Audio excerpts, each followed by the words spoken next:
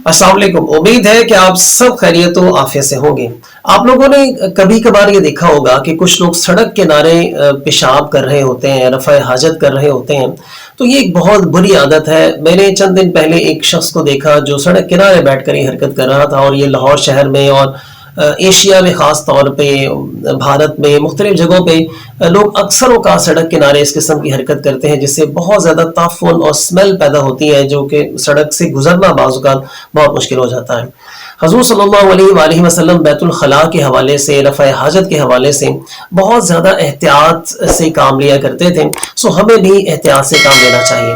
आज के इस वीडियो में मैं आप लोगों के साथ कुछ अहादीस शेयर करूँगा, जिसमें हज़ूर सल्लल्लाहु अलैहि वसल्लम के हवाले से आपको बताऊँगा कि आप रफ़ा हाजत किस तरीके से किया करते थे। सैयदना अनस रज़ियल्लाहु ताला अन्हु की हदीस से शुरुआत करते हैं। सैयदना अनस रज़ियल्लाहु ताला अन्हु इरशाद फरमाते हैं कि हज़ूर सल्लल्लाहु अलैहि वसल्लम जब बैतुल खला में जाने का इरादा फरमाते तो आप ये दुआ पढ़ा करते थे, अल्लाहुम्मा इन्नी अऊज़ु बिका मिनल खुब्सि वल खबाइस, कि अल्लाह मैं तुझसे खबीस जिन्नों और खबीस जिन्नियों के शर से जो है वो मैं पनाह मांगता हूँ।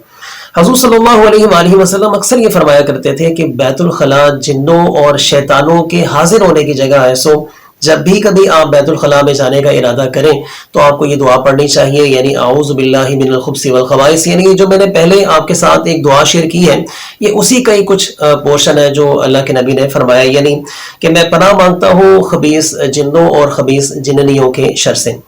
हज़रत आयशा रज़ियल्लाहु ताला अन्हा फरमाया करती थी कि हज़ूर सल्लल्लाहु अलैहि वसल्लम जब बैतुल खला से बाहर आते तो गुफ़रानका, यानी ऐ अल्लाह मैं तुझसे बख्शिश मांगता हूँ, ये दुआ पढ़ा करते थे।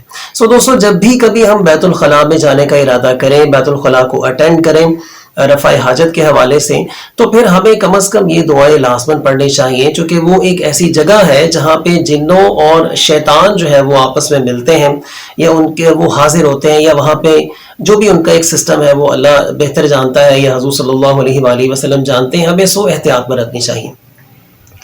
इसके अलावा जो हमारे घरों के वॉशरूम्स हैं, हमें उनके दरवाजे बंद रखने चाहिए, उनमें कपड़े नहीं हमें लटकाने चाहिए।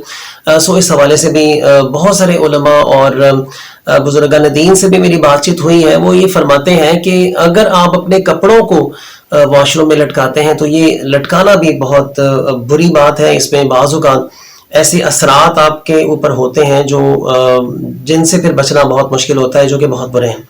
इसके अलावा हज़ूर सल्लल्लाहु अलैहि वसल्लम ने फरमाया कि 2 लानत का सबब बनने वाले कामों से भी आप लोग बचें। अब ये बहुत इंपॉर्टेंट हदीस है जो आपने केयरफुली सुननी है, और इसको आगे भी शेयर करना है आपने। जब अल्लाह के नबी ने ये फरमाया कि 2 लानत का सबब बनने वाले कामों से बचो, तो सहाबाए किराम ने पूछा कि या रसूलुल्लाह सल्लल्लाहु अलैहि वसल्लम, लानत से बचने वाले वो 2 काम कौन से हैं? तो आपने फरमाया कि लोगों के रास्ते में रफ़ा हाजत करना, यानी लोगों के रास्ते में पेशाब वगैरह करना, ठीक है, या ऐसी जगहों पे पेशाब करना, रफ़ा हाजत करना जहाँ पे लोग उठते बैठते हैं, यानी कुछ सायादार जगह है और वहां पर आप बैठकर इस किस्म की हरकत करते हैं।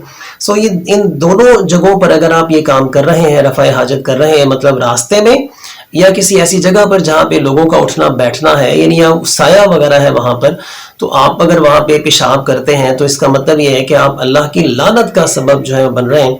ये दोनों काम करने वालों पर हज़ूर सल्लल्लाहु अलैहि वसल्लम ने लानत फरमाई है। इसके अलावा कुछ मजीद बातें बैतुल खला के हवाले से आप लोगों के साथ शेयर करूंगा। हज़ूर सल्लल्लाहु अलैहि वसल्लम ने फरमाया कि जब आप बैतुल खला में जाएं तो किबले की तरफ मुंह करके आपने वॉशरूम नहीं करना, और जब इस्तिंजा करना है और आप सपोज के घर से बाहर हैं तो फिर आपने गोबर और हड्डी को इस्तेमाल नहीं करना इस्तिंजे के लिए। मट्टी वगैरह इस्तेमाल कर सकते हैं या कोई पत्थर इस्तेमाल कर सकते हैं, वो भी आपने ताक अदद में लेना है। मिसाल के तौर पर 3 ले सकते हैं, 5 ले सकते हैं, 7 ले सकते हैं। और हज़ूर सल्लल्लाहु अलैहि वसल्लम ने फरमाया कि दाएं हाथ से आपने इस्तिंजा नहीं करना, बाएं हाथ से हमेशा आपने इस्तिंजा करना है, यानी वॉशरूम वाली जगह को आप जो है वो धो सकते हैं। इस्तिंजे का मतलब यहाँ पर धोना है। इसके अलावा हज़ूर सल्लल्लाहु अलैहि वसल्लम ने फरमाया कि आपने वॉशरूम में जब होना है या जब आप रफ़ा हाजत कर रहे हैं तो फिर आपने किसी भी किस्म की किसी से कोई गुफ्तगू नहीं करनी।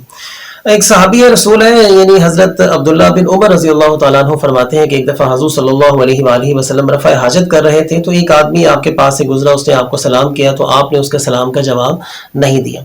تو یہاں سے ہمیں یہ پتہ چلا کہ اگر آپ رفع حاجت کر رہے ہیں، واش روم میں ہیں آپ، یا کہیں باہر کسی جگہ پر بیٹھ کر آپ کر رہے ہیں، جیسے عام طور پہ دیہاتوں میں لوگ کرتے ہیں، تو پھر آپ نے کسی بھی قسم کی کوئی گفتگو نہیں کرنی۔ اس حدیث سے ہمیں یہ پتہ چلتا ہے کہ واش روم اٹینڈ کرتے ہوئے آپ نے کسی بھی قسم کی کوئی گفتگو، کوئی بات چیت جو ہے وہ نہیں کرنی۔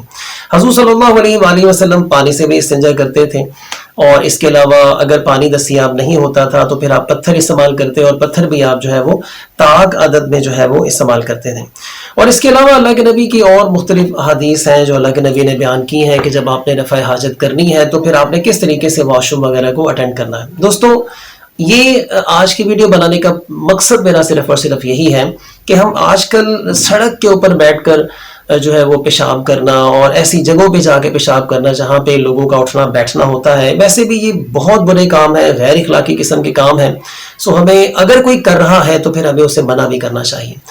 امید کرتا ہوں کہ آپ کے نالج میں اضافہ ہوا ہوگا، اور آپ سب بھی ان انفارمیشنز کو کوشش کریں کہ آگے اپنے دوستوں کے ساتھ، اپنے گھر والوں کے ساتھ شیئر کریں۔ اپنے بچوں کو جب آپ واش روم اٹینڈ کروائیں تو بچپن سے ہی ان کی ایک عادت ڈیولپ کریں کہ آپ نے کس طریقے سے واش روم کو اٹینڈ کرنا ہے، تاکہ ان میں بہتری آئے۔ آپ سب اپنا اور اپنے آس پاس کے لوگوں کا بہت سارا خیال رکھیے گا۔ اللہ حافظ۔